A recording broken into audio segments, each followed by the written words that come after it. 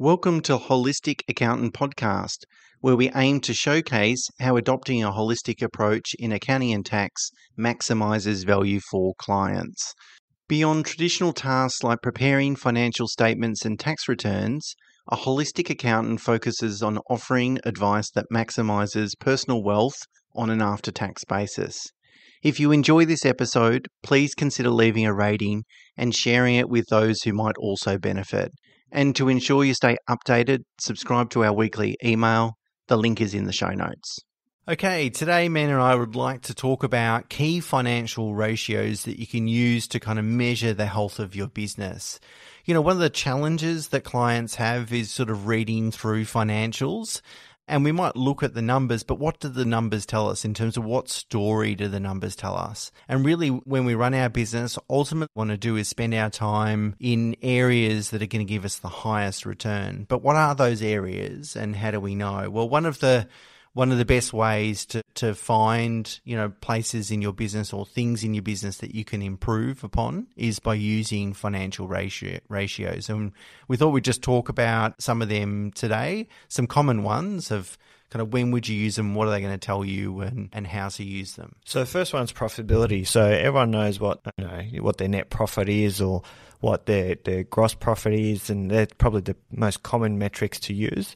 But other profitability items could be revenue per employee or earnings. So, for example, if you're in a service-based industry and you're operating via timesheets, or if you're in professional service industry and you're running via timesheets, you might want to look at how much revenue a particular employee is bringing in, and are they growing that revenue? Also, for example, or if you're in a manufacturing business, you might want to look at what a particular machinery is earning you in terms of output. And of course, there's gross margin and net margin, Mena. And looking at gross margin is really going to tell you what the return on your gross return on the items that you've sold, the goods that you've sold. And net margin is really going to tell you about your overhead. So all the other indirect costs associated with your business. It's important that you keep track of both those margins. And of course, as you grow the business, you don't want it to be at the cost of margin compression, which is not always possible. In some businesses, they're not always purely scalable, but the holy grail is to not only grow your revenue, but also grow your margins. Another thing to consider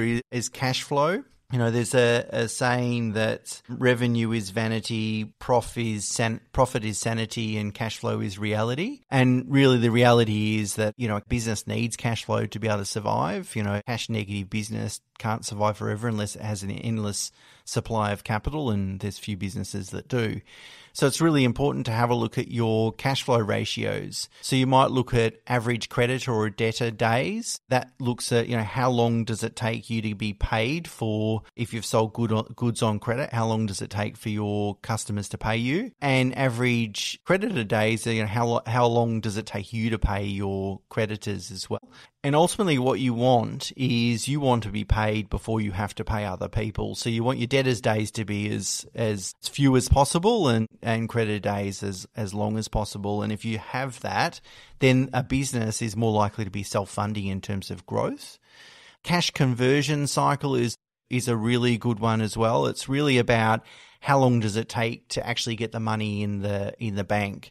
So it's the combination of three cycles. The sales cycle, so from when the customer walks through your doors or makes an inquiry, how long does it take to actually convert them into a sale on average? The delivery cycle, which is if it's your product or service, how long does it actually take to execute on whatever they've purchased? And then the billing cycle, which is, how quickly do they pay you? Sometimes you can shorten those things by, requiring payment up front, working on your sort of sales cycle or compressing the delivery cycle. It's ultimately you want to get that cash in the door as quick as possible. And if you have debt, it's really important to have a look at ratios like interest coverage ratio as well to make sure that if you're going to take on debt, it's very affordable. The other one is assets. Now, not many people look at their balance sheet to properly understand it. People are probably more interested in their profit and loss to see what they've made for the financial year.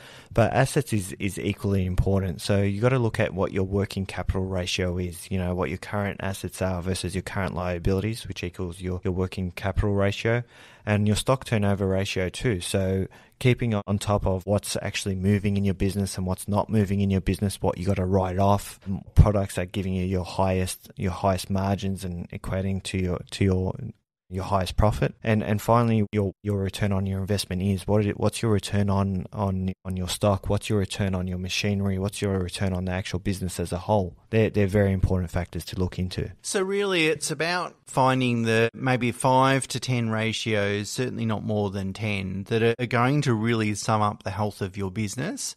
It's really about understanding where the moving parts are. You know, if you've got a whole bunch of fixed costs in your business, you don't really need to worry about them too much, or at least if they're fixed, there's not much you can do to manage them. So it's really managing those variable components. And there might be certain ratios that are specific to your business or industry, so they're also good to track as well. But I find that there's typically just a handful or less key ratios that really help people maximize their business's profitability. And also, the other thing is about risk as well. You want to make sure if there's going to be a problem in your business, you want to find out about that problem as soon as possible. And not having that transparency over performance doesn't necessarily allow you to do that. And we all understand ratios, or most of us do. We don't need to be, have an accounting degree to sort of understand them. Whereas with financial statements, you've really got to look through the numbers to understand the story. So it's really good to speak to your holistic accountant about what sort of ratios appropriate to your business, and then what accounting system you use. Maybe they can build a little bit of a dashboard for you to be able to display those ratios, that you're able to really get a good health check on your business from month to month. Okay, that's it for us this week. Until next week, bye for now.